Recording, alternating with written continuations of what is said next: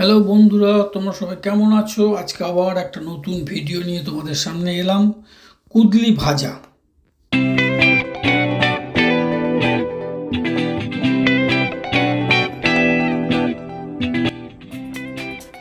এটা হচ্ছে কুদলি এরকম কুদলি, এটাকে ভাজা হবে।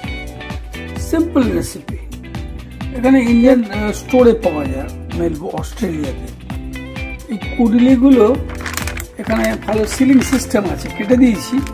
এবার এখান থেকে এটাকে খুলে দেবো,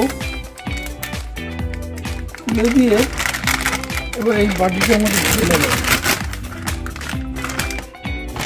এটাতে জিপার সিস্টেম থাকাতে পুরোটা যদি ব্যবহার কেউ না করে তাহলে এটা যতটা করবে তারপর বাটিটা আবার জিপ আটকে। কুদলিটাকে জল দিয়ে ভালো করে ধুয়ে নেবো। তবে কী কী মশলা দিয়ে মাখিয়ে রাখছি দেখো, বলে দিচ্ছি। তারপরে এটাকে ভাজতে চলে যাব। শুকনো লঙ্কার গুঁড়ো, গোলমরিচ, একটু অল্প হলুদ, কাশ্মীরি লঙ্কার গুঁড়ো দিয়ে আর একটু কর্নফ্লাওয়ার দিয়ে ভিজিয়ে রাখবো 10 মিনিট 5 মিনিট। তারপরে গরম তেলের মধ্যে ভেজে নিলেই ডাল ভাত দিয়ে, লেবু দিয়ে ডাল ভাত দিয়ে মেখে এই কুদলি ভাজা খেতে খুব সুন্দর লাগবে। দেখো কত সুন্দর। ওখানে আমাদের ইন্ডিয়াতে ফ্রেশ আর এখানে ফ্রোজেন, কিন্তু নট ব্যাড, খারাপ না। আমি করেছি আগের দিন কিছুটা। এটা অনেকটাই ওজন আছে। এটা হচ্ছে 340 গ্রাম। এটা হচ্ছে 340 গ্রামের কোয়ান্টিটি, 340 গ্রাম। আর দামও খুব একটা বেশি নয়, বোধ হয় কত ডলার মনে নেই আমার, এখানে কোথাও তো প্রাইস দেখতে পাচ্ছি না। যাই হোক, এইটা তোমার আজকে কুকিং হবে, দেখাচ্ছি।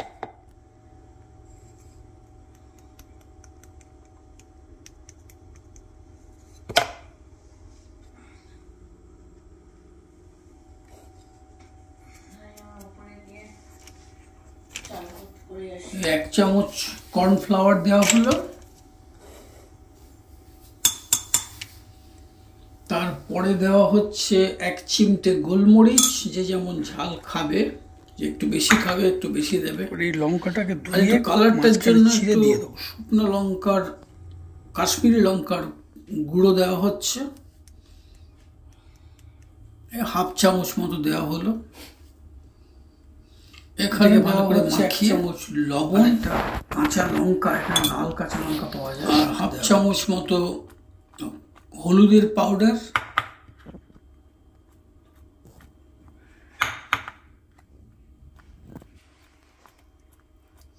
ভালো করে মিশিয়ে নিতে হবে, মিক্স ওয়েল।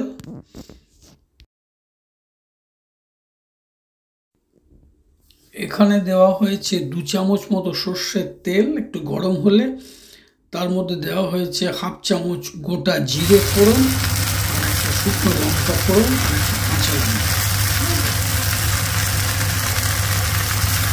এখানে একটা পোস্ত দেখেছিলাম, ওটা কোথায়?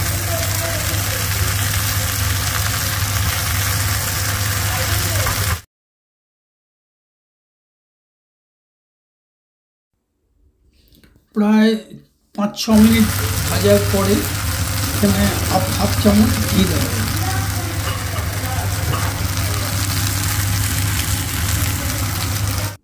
এবার প্রায় ভাজা শেষের দিকে এসে গেছে। নামানোর আগে 1 চামচ মতো পোস্ত দানা ওর উপরে ছড়িয়ে দিলে খুব ভালো লাগবে।